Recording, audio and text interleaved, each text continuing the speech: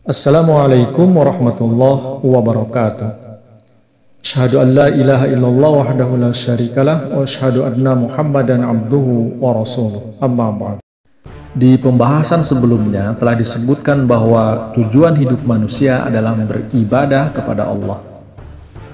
Salah satu pertanyaan pentingnya adalah bagaimana tujuan itu dapat dicapai serta dengan sarana apa manusia dapat meraihnya.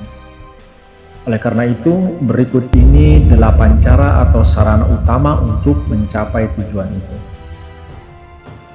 Sarana yang pertama yaitu mengenal Allah Ta'ala secara benar dan mengimani Tuhan yang hakiki. Jika langkah pertama saja sudah salah dan seseorang misalnya menjadikan burung atau hewan atau unsur-unsur zat atau manusia sebagai Tuhan, maka bagaimana mungkin dapat diharapkan bahwa pada langkah-langkah berikutnya dia akan menempuh jalan yang lurus. Tuhan yang hakiki memberikan pertolongan kepada orang-orang yang mencarinya. Akan tetapi bagaimana mungkin benda mati dapat memberikan pertolongan kepada sesuatu yang mati? Dalam hal ini Allah Ta'ala memberikan tamsil atau perumpamaan yang indah dalam Al-Quran. A'udzu billahi minasyaitonir rajim. Da'watul haqq walladzina yad'una min duni la yastajibuna lahum bisyai'in illa kabasiti kaffaihi ilal ma' liyablugha fahuwa ma huwa bibaligh wa ma du'aul kafirina illa fi dhalal. Hanya bagi dialah doa yang benar, dan mereka yang diseru oleh orang-orang itu selain dia tidak menjawab bagi mereka sedikit pun kecuali seperti orang yang mengulurkan kedua tangannya ke air supaya sampai ke mulutnya, tetapi itu tidak akan sampai kepadanya. Dan tidaklah doa orang-orang kafir itu kecuali sia-sia belaka. Jadi barang siapa yang tidak mengenal Tuhan yang hakiki, maka segala doa mereka menjadi sia-sia. Sarana yang kedua ialah mendapatkan gambaran jelas tentang husnud, yaitu kejuwitaan serta keindahan yang lengkap di dalam wujud Allah Ta'ala. Sebab kejuwitaan adalah sesuatu yang secara alami menawan hati dan dengan menyaksikannya akan timbul kecintaan secara alami. Adapun kejuwitaan Allah Ta'ala itu terletak pada keesaannya, kebesarannya, kemuliaannya, dan sifat-sifatnya, sebagaimana disebutkan dalam Al-Quran. Qul huwallahu ahad, katakanlah dialah Allah yang Maha Esa, Allahus Samad, Allah yang segala sesuatu bergantung padanya, lam yalid walam yulad, dia tidak beranak dan tidak diperanakan, walam yakul lahu kufuwan ahad, dan tidak ada baginya sesuatu pun yang setara. Al-Quran telah berulang-ulang menarik perhatian kita dengan mengemukakan kesempurnaan dan keagungannya. Lihatlah Tuhan seperti itu adalah wujud yang menarik minat dan bukan wujud yang mati, lemah, memiliki sedikit kasih sayang dan sedikit kekuasaan.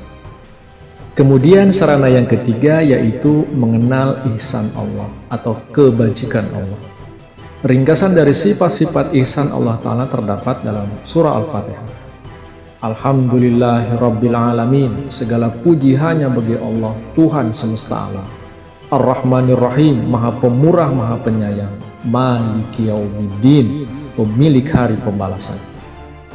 Jelaslah bahwa ihsan yang sempurna terletak pada kenyataan bahwa Allah Ta'ala menciptakan hamba-hambanya dari tiada, dan kemudian sifat rububiyat senantiasa menaungi mereka. Dan Allah sendiri merupakan penunjang bagi segala sesuatu, serta segala macam rahmatnya diwujudkan bagi hamba-hambanya, dan ihsannya tak terbatas sehingga tidak ada yang dapat menghitungnya. Jadi Allah Ta'ala telah berulang kali menjelaskan tentang ihsan-ihsannya yang demikian. Sebagaimana pada tempat lain dalam Al-Quran Allah Ta'ala berfirman, wa in ta'uddu ni'matallahi la tuhsuha. Dan sekiranya kamu menghitung nikmat-nikmat Allah, kamu tidak akan dapat menghitungnya. Sarana yang keempat yang telah ditetapkan oleh Allah Ta'ala untuk mencapai tujuan sebenarnya ialah doa. Wa qala rabbukum ud'uni astajib lakum. Dan Tuhanmu berfirman, berdoalah kepadaku, aku akan mengabulkan bagi kamu. Berkali-kali Allah menarik minat untuk berdoa supaya manusia bukan karena kekuatannya sendiri meraih sesuatu, melainkan dengan kekuatan Allah, termasuk untuk menemukan Allah sendiri. Sarana yang kelima yang telah ditetapkan Allah Ta'ala yaitu mujahadah, yaitu carilah Allah dengan cara membelanjakan harta di jalannya, dengan cara menyalurkan kemampuan-kemampuan di jalan Allah Ta'ala, dengan cara mengorbankan jiwa pada jalan Allah Ta'ala, dengan cara mengarahkan akal pikiran di jalan Allah Ta'ala. Wajahidu bi amwalikum wa anfusikum fi sabilillah, dan berjihadlah dengan harta kamu dan jiwa kamu di jalan Allah. Wa mimma razaqnahum yunfikun, dan dari apa-apa yang telah kami rezekikan kepada mereka, mereka membelanjakan. Walladzina jahadu fina lanahdiyanahum subulana, orang-orang yang berusaha dengan segala cara pada jalan kami, kami selalu menunjukkan jalan kami kepada mereka. Keenam, yaitu istiqomah, yakni di jalan ini tidak bosan, tidak putus asa, tidak lelah, dan tidak gentar menghadapi cobaan.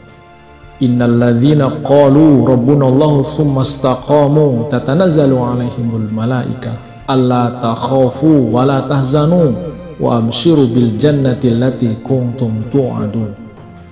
Sesungguhnya orang-orang yang berkata Tuhan kami Allah, kemudian mereka istiqomah, turun kepada mereka malaikat-malaikat, janganlah kamu takut dan jangan pula bersedih, dan berilah kabar suka tentang surga yang telah dijanjikan kepadamu.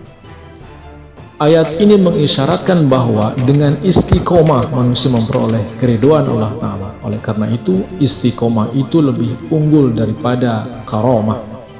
Sarana yang ketujuh yaitu bergaul dengan orang-orang benar dan memperhatikan tauladan-tauladan sempurna mereka.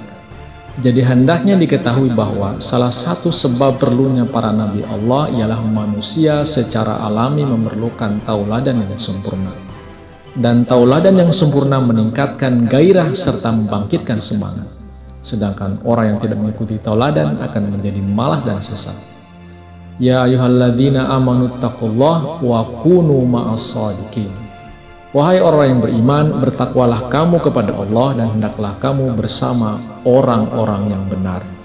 Sarana yang kedelapan yaitu perlunya kasaf, ilham, dan mimpi-mimpi suci dari Allah Ta'ala.